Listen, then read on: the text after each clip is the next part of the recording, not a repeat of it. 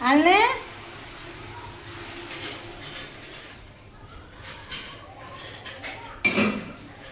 મને અહીં જે પાણીપુરી ખાવાનું મન થઈ ગયું છે.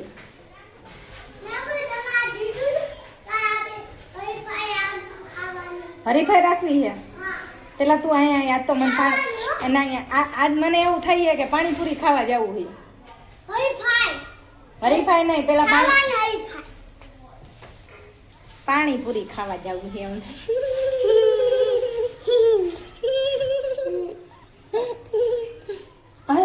ગળદામાં મરી જઈશું.